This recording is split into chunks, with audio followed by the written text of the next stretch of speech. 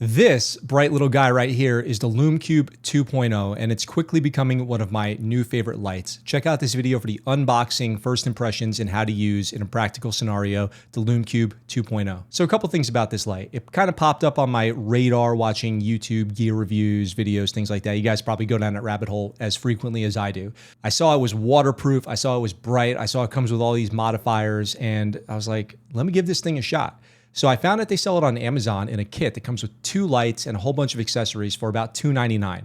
But then B&H, because they do these like daily sale specials, had it on sale, the whole kit, for $99. So I ended up buying 3. So I have 3 Lumecubes now, and I was curious, can these Lumecubes be a full product photography set, the only lights that I need, and pull off some pretty cool shots? We're gonna find that out today. Before we get into the practical example, let's jump over to the desk and do an unboxing of what you get if you do order the Lumecube 2.0 kit. Let's head over. So let's get in and unbox the Lumecube 2.0, and this is the kit that it comes with. So as you can see here, we have the Lumecube, the RGB color pack, the barn doors, the honeycomb, the snoot, the diffusion pack, and then this ball head adapter. So one by one, let's go through all these products and unbox them, starting with the Lumecube. All right, so this is the box that it comes in here. It's pretty cool, like as far as boxes go. I'm gonna go through this and show you kind of what's inside, and then some of the issues that I had immediately with this that hopefully I can prevent you guys from having. So in here you have the light itself, and then you have a couple attachments here, which is including the actual attachment for attachments, or the modifier attachment. Then you have a warming and a diffusion. So let's pop this thing open. So here is your modifier. I'm going to show you guys how to attach that. I had issues with this right away. So look how I did this, and you tell me what you think about it. Then here's the actual light. And when these have come so far, I've opened up 2 of the other ones already because I have 3.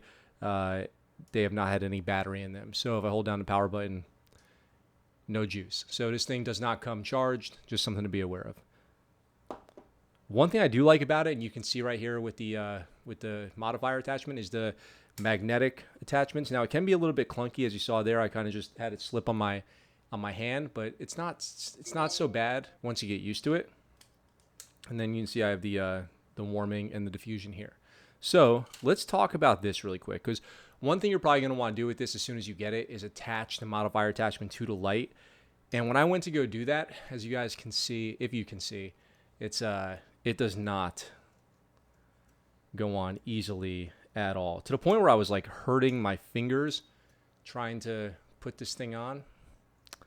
What a pain in the butt. And I thought at first, I tried twisting it around. I thought I had maybe a defective one or something like that. So what I ended up doing, the way that I finally found that I can actually get this thing attached, is I had to put it on the table, and you can either go one way or the other and press down. Sorry, I know the camera's going to be shaking here, but this is how hard it is. And then with a little muscle pressing down, so I had the modifier side down on the table, pressing down a Lumecube. I thought mine was broken. That's how I ended up having to do it. So you guys can see here that this is basically attached for the modifiers right now. I'm going to start opening up the accessories, and I have a charged light over here that I'm going to switch to so you guys can see what the light looks like turned on, plus with accessories. Let's start with the RGB color pack, which I think is pretty cool. When you get this, you open it up, and don't mind my garbage over here, but you have 3 RGB attachments. So that's going to be, basically as it sounds, red, green, and blue.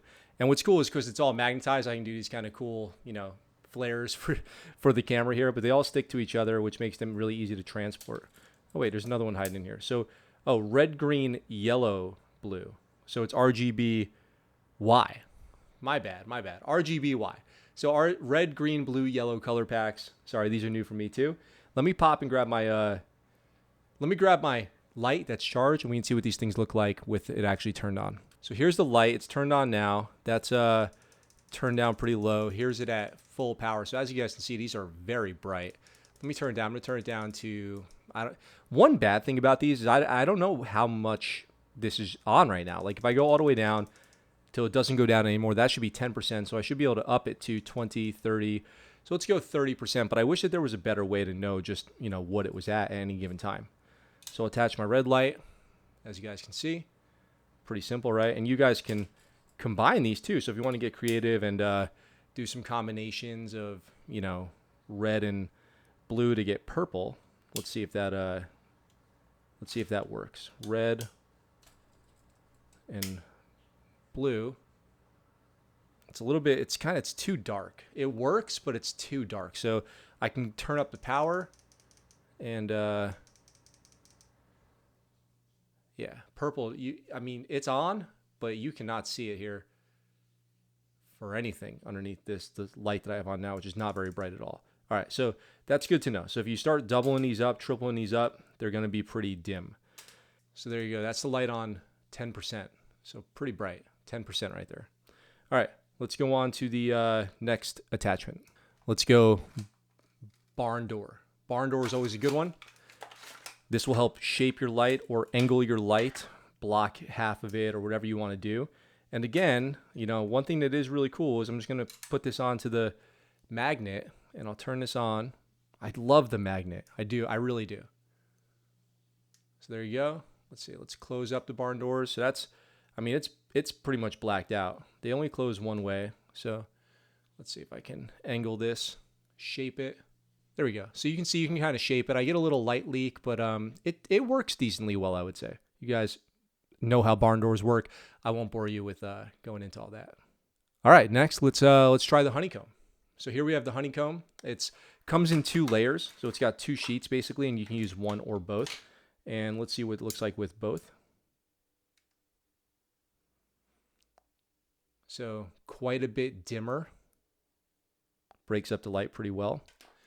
And then there's with one, so it softens it up. It creates a little bit of diffusion and dispersion on the light, and it creates a little bit of a pattern on the way it, you know, casts shadows and lights up whatever your subject is. So that's kind of cool.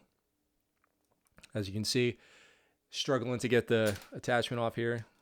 If you bite your nails like me, it might be a little tricky to get these out. All right, one thing that I do really like is that it comes with a snoot. So you can basically turn this into a pseudo spotlight, if you will. It doesn't have a lot of shaping options here, but with this on, you can definitely have a spotlight. So you get kind of one shape here. So your intensity has to be determined by your angle and your distance away from your target, so to speak. But let's see, I'll turn it all the way up and let's see what that looks like. So that's at 100%. That's actually really cool. I like that a lot. So your snoot is probably going to be one of your favorite accessories for this thing because it really focuses that light and you can create a lot of cool effects. And we'll play with some of those in a bit. All right. Lastly, we have the Diffusion Pack.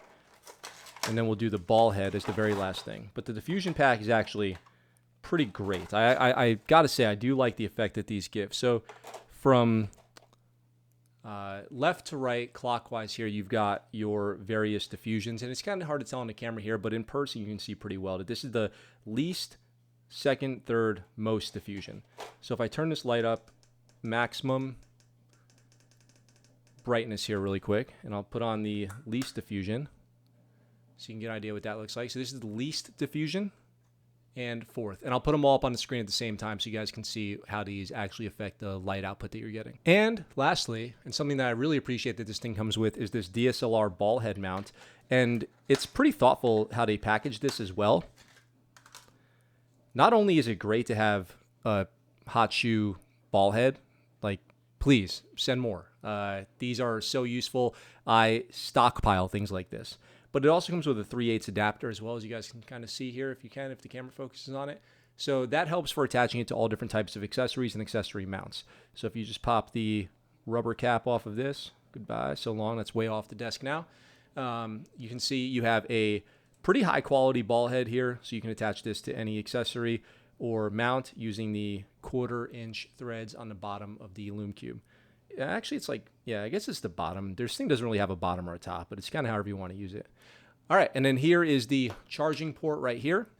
Tough for me to open, but it's just a USB-C right there. So let's talk about setting this thing up for your phone and using it real world. So you can actually connect these lights to your phone, which I think is a really excellent feature. And let's go through the process of that. So on my phone right here, I have the Lumecube app opened up, and we're going to turn on this light and see how easy it is to connect it.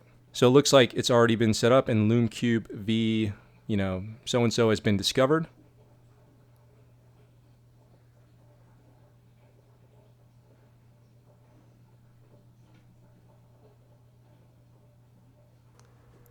Now that I've connected it, I have full control over brightness, intensity. And then there's a couple other things that I haven't really used. Red eye, optical trigger, dive mode. I honestly don't even know what those are, but it's really cool that you can just connect this to your phone. And if you have a series of these, you can connect them all to your phone and control them with the click of a button. So here, 100% brightness, incredibly bright. Here, 0%, so you can turn it all the way off. And there's also even the on-off switch. And it lets you know the battery that your Lumecube is at, so I can see that mine looks like it's at 100% right now, which is awesome.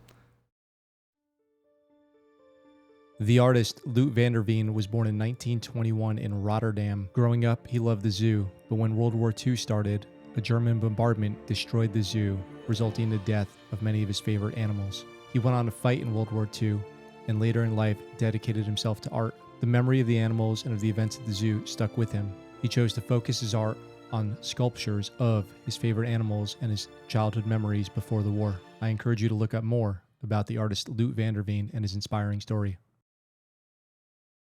All right, here you guys can see that setup. I basically was using 3 Lumecubes. One is a key light with a diffusion, one is a fill light, and then one with the snoot for the color. I used yellow, but then I switched it to blue. I thought that was better. All right, and here's that light with the blue filter and the snoot on it. I hope you guys like learning a little bit about Loot van der Veen. I'm inspired by him and his story, and I think about it a lot when I'm creating art. If you guys are looking for some inspiration or some tips or tricks or anything like that, consider subscribing to this channel. I'm new, but hey, I'm here. I'm doing my thing, and my actual program, my main YouTube channel podcast that I do, which is all military veteran stuff because I'm a US Navy veteran, is linked in the description down below if you guys want to check that out. Hey, it always helps. I appreciate it. And if you don't have the chance to do that, or if I haven't earned it yet, go ahead and hit that life button. That's not on the screen. It's outside. Go out today and get some life. With all that being said, guys, thanks for checking this video out. I look forward to talking to you all very soon. For now, that's the Scuttlebutt.